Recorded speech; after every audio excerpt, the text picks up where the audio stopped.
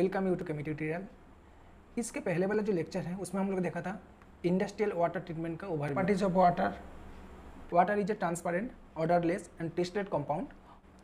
Some important properties of water, that is structure of water, cohesion and adhesion property of water, surface tension of water, melting point, boiling point and freezing point, then specific heat capacity of water and density, that is analogous expansion of water। मैं first हम लोग देखूंगा structure of water.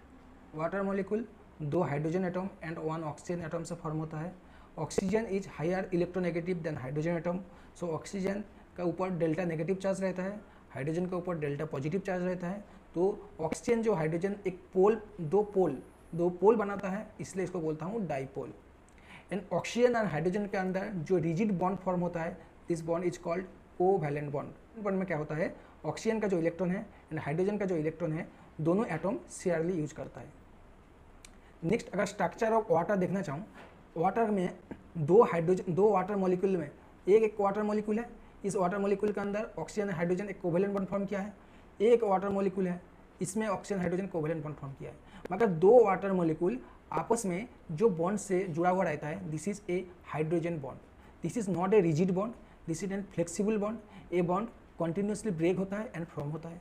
Hydrogen bond का इस characteristic के लिए water molecule का water का कोई डेफिनाइट शेप नहीं रहता है। जो भी कंटेनर में हम लोग वाटर को रखता हूँ, उस कंटेनर का शेप अटेंड करता है। This is the structure of water.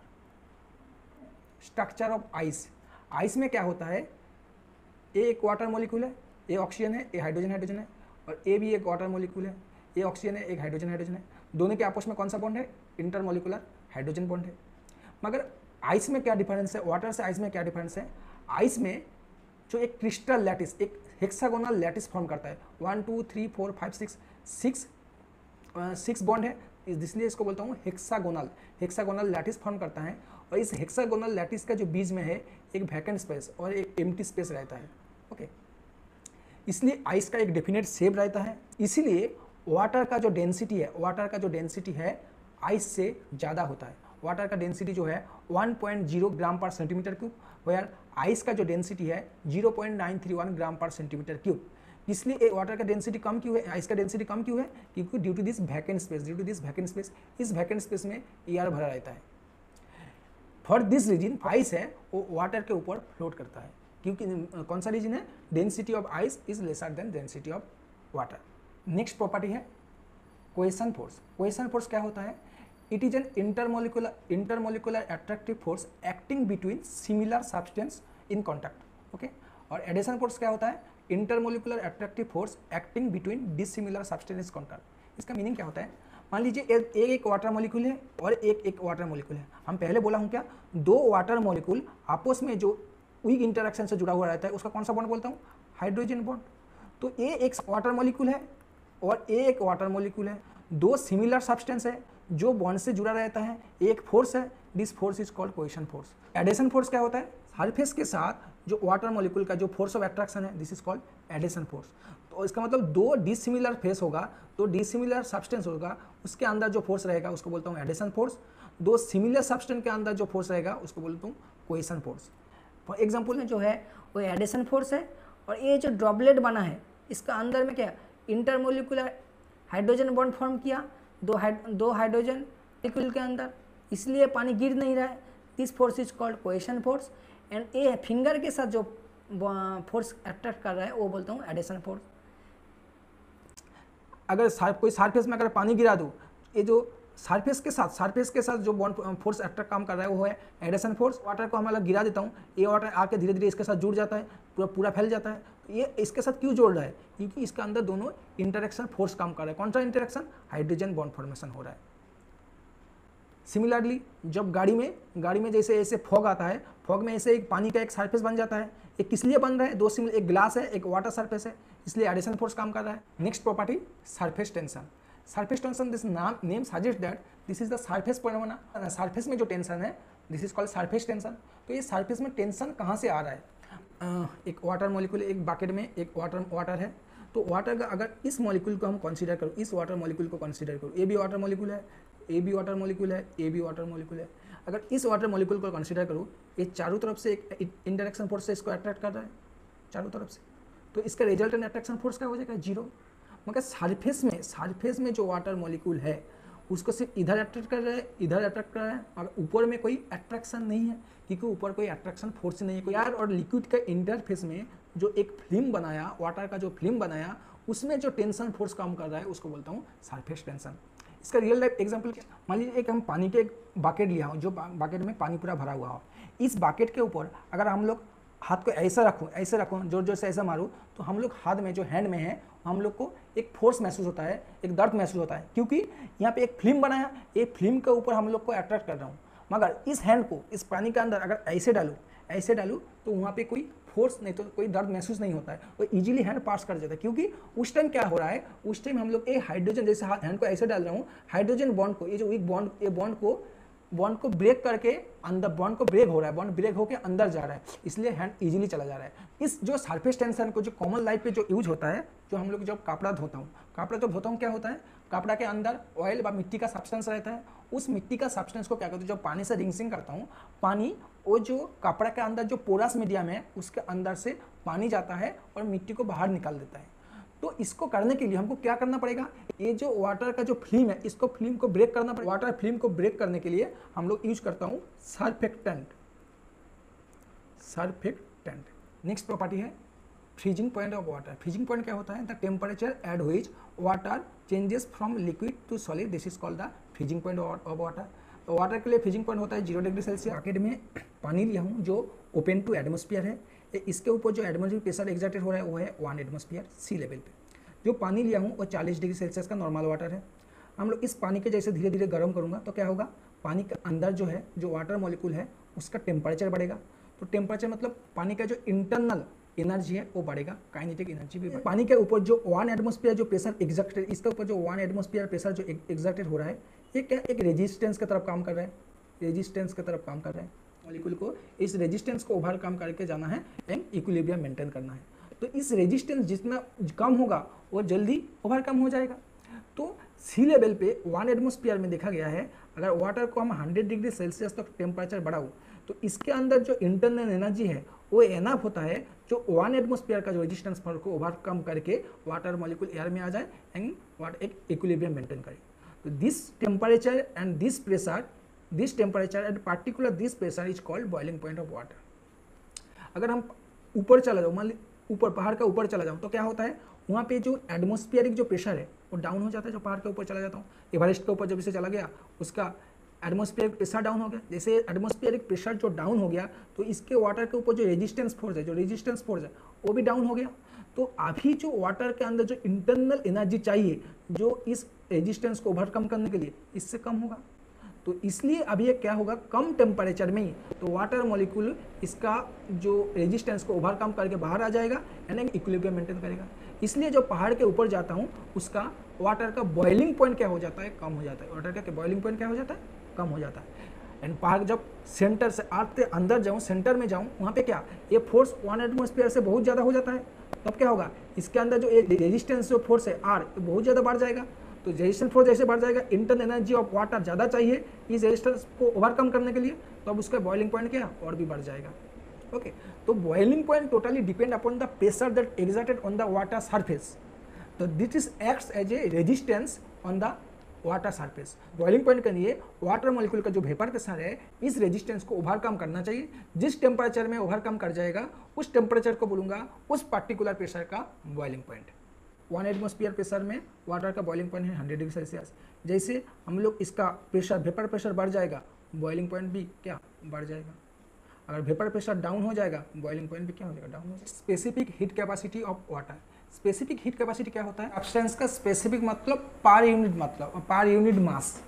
तो स्पेसिफिक हीट कैपेसिटी क्या होता है, it is the amount of heat required to raise the temperature of unit mass of substance by 1 degree Celsius. मतलब क्या है, कोई भी एक सब्सटेंस ले लिया जिसका मास है 1 यूनिट, 1 ग्राम हो सकता है, 1 kg हो सकता है। 1 यूनिट कोई सब्सटेंस का टेम्परेचर अगर 1 डिग्री सेल्सियस बढ़ाने के लिए जितना हीट चाहिए, this is called specific heat. Water 1 litre ले लिया, ठीक है, 40 डिग्री सेल्सियस से मान लीजिए वाटर है, इसका टेम्परेचर हम लोग 40 से 41 डिग्री सेल्सियस करना चाह रहा हूँ। 1 लीटर वाटर का टेम्परेचर 40 डिग्री सेल्सियस से 41 डिग्री सेल्सियस करना चाह रहा हूँ। इसके लिए जितना हीट देना है, this is called specific heat of water. Water has highest specific heat capacity, that is 1 calorie gram per degree Celsius. इसका मतलब 1 ग्राम कोई वाटर का अगर टेम्परेचर 1 डिग्री सेल्सियस बढ़ाना है तो 1 कैलोरी हीट देना होगा।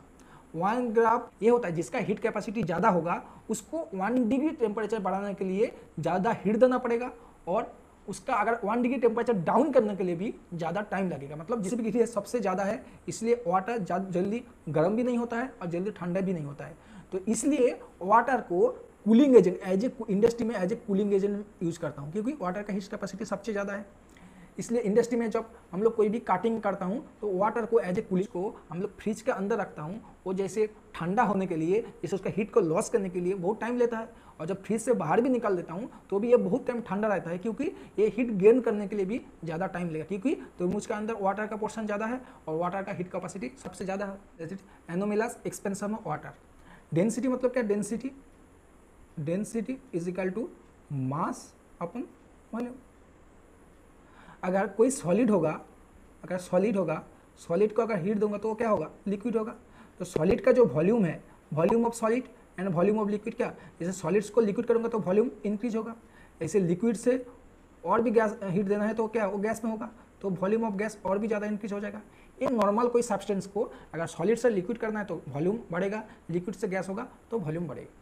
अगर जब वाटर है, वाटर 10 डिग्री सेल्सियस में है, ये लिक्विड स्टेट में है।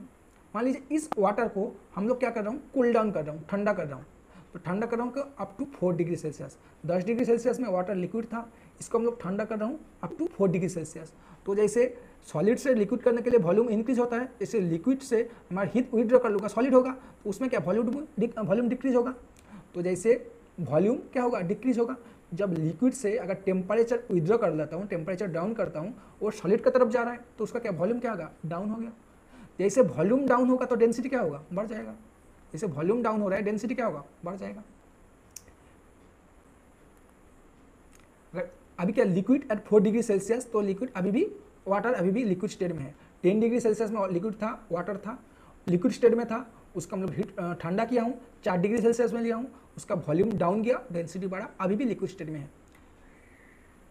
अगर 4 डिग्री से भी ज़्यादा ठंडा करता हूँ, तो 4 डिग्री से भी ज़्यादा ठंडा करता हूँ, क्या होना चाहिए? तो लिक्विड से वाटर से हम टेम्परेचर को विड्रॉ कर रहा हूँ, तो ये सॉलिड की तरफ जा रहा है, तो ये क्या होना चाहिए? वॉल्यूम डिक्रीज करना चाहिए, डेंसिटी इंक्रीज करना चाहिए।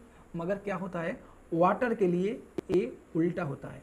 जब 4 डिग्री सेल्सियस तक तो वाटर का ठीक है, नॉर्मल बिहेवियर है, जैसे हम लोग टेम्परेचर को विड्रॉ करूँगा, वॉल्यूम डाउन जाएगा, डेंसिटी बढ़ेगा।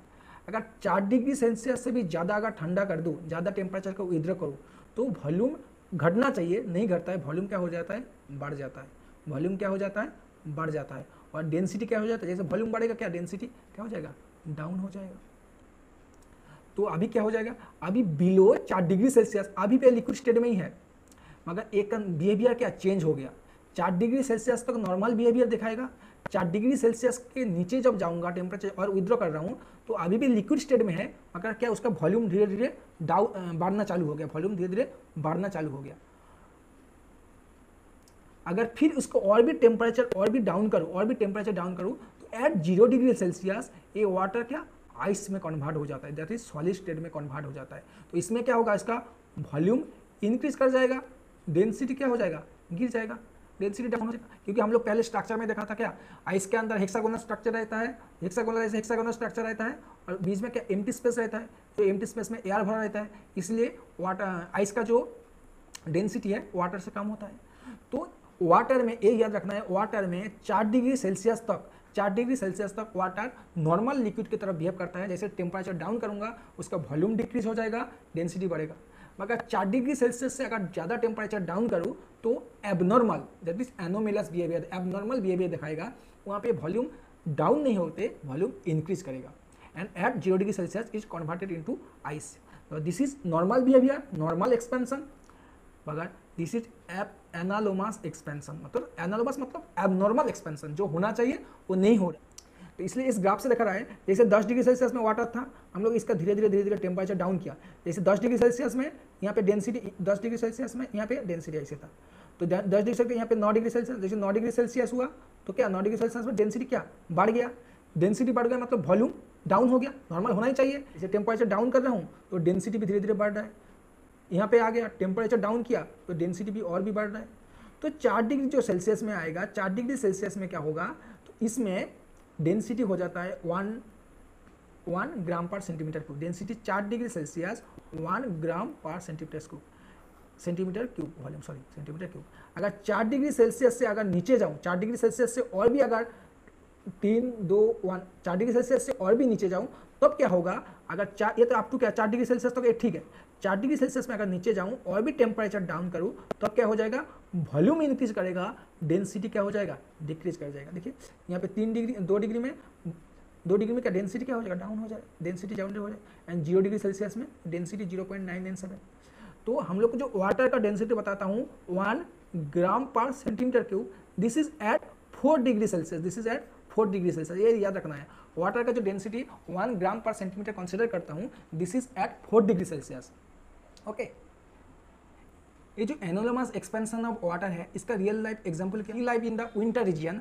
विंटर रीजन में जो सी लाइफ है इस प्रॉपर्टी के ऊपर वो लोग सर्वाइव करते हैं। कैसे, तो समर रीजन में क्या होता है, जो वाटर का नीचे सबसे टेम्परेचर कम है, जैसे ऊपर जाता हूँ उसका टेम्परेचर धीरे धीरे बढ़ते रहता है। यहाँ पे 8 डिग्री सेल्सियस है क्योंकि यहाँ पे डायरेक्ट सनलाइट आ रहा है, इसलिए इसका टेम्परेचर, सरफेस का जो टेम्परेचर है वो बढ़ा रहा है।